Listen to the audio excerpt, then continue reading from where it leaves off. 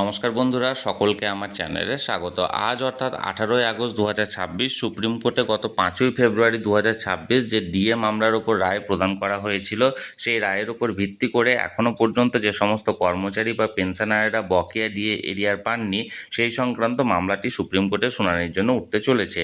এই নিয়ে আজকের ভিডিওতে বিস্তারিতভাবে আলোচনা করব। ভিডিওটি অত্যন্ত গুরুত্বপূর্ণ, তাই প্রথম থেকে শেষ পর্যন্ত অবশ্যই ধৈর্য সহকারে দেখবেন এবং ভালো লেগে থাকলে অবশ্যই একটি লাইক করবেন এবং সকলের সঙ্গে শেয়ার করবেন।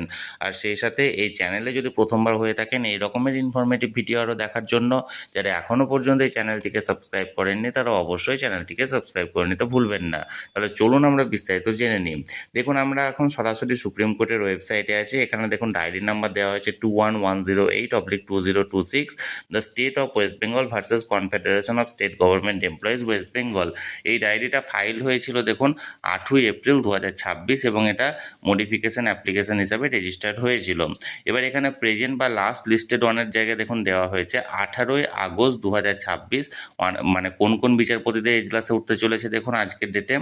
Honourable mister justice Sanjay Karol and honourable mister justice Prashant Kumar mister, এই দুইজন বিচারপতির এজলাসে উঠতে চলেছে এবং ক্লজ নাম্বার হতে চলেছে 302, অর্থাৎ 302 নাম্বার সিরিয়ালে দুপুর 12টার পরে এই মামলাটি শুনানির জন্য উঠতে চলেছে। এখন যে বিষয়টি হলো, এই মামলাটির কয়েকদিন পরেই মাননীয় বিচারপতি সঞ্জয় কারল মহাশয় অবসর গ্রহণ করতে চলেছেন এবং এই অবসর গ্রহণের ঠিক আগে এই মামলাটি নিয়ে কোনো রকম কোনো ফাইসালা বা কোনো রকম কোনো ডিক্লারেশন তিনি দেন কিনা সেটা এখন দেখার বিষয়। আপাতত আজকের এই হিয়ারিংয়ে যে সমস্ত বিষয়গুলি নিয়ে আলোচনা হবে সেটি হলো সুপ্রিম কোর্টে গত 5ই ফেব্রুয়ারি হওয়া ডিএ মামলার যে রায়, সেই রায়ের উপর ভিত্তি করে কতজন কর্মচারী বা কতজন পেনশনারদেরকে এখানে বকেয়া দিয়ে এরিয়ার পেমেন্ট করেছে সেই সংক্রান্ত ইন্দু মালহোত্রা যে রিপোর্টটা জমা পড়েছে সেই রিপোর্টের বিশ্লেষণ করা এবং এর পাশাপাশি কতজন কর্মচারী এবং কতজন পেনশনার বাকি আছেন এখনও পর্যন্ত ডিএ এরিয়ার পেতে, সেই সমস্ত বিষয়গুলি তুলে ধরা এবং এর সাথে সাথে এখনও পর্যন্ত লক্ষ লক্ষ সরকার প্রসূত বিদ্যালয়ের শিক্ষক শিক্ষিকা সহ যে সমস্ত গ্র্যান্টিনের সংস্থার কর্মচারী এবং পেনশনাররা এখনও পর্যন্ত বকেয়া ডিএ এরিয়ার 1 টাকাও পাননি, তাদের বিষয়টি এখানে তুলে ধরা হবে।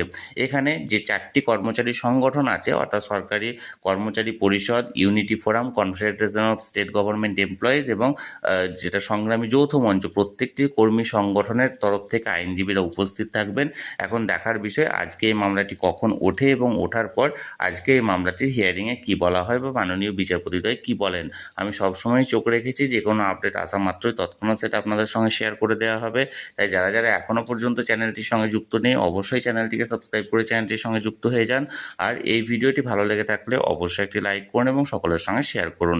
আর সেই সাথে অবশ্যই চ্যানেলটিকে সাবস্ক্রাইব করে রাখুন। ধন্যবাদ, দেখা হচ্ছে পরের ভিডিওতে।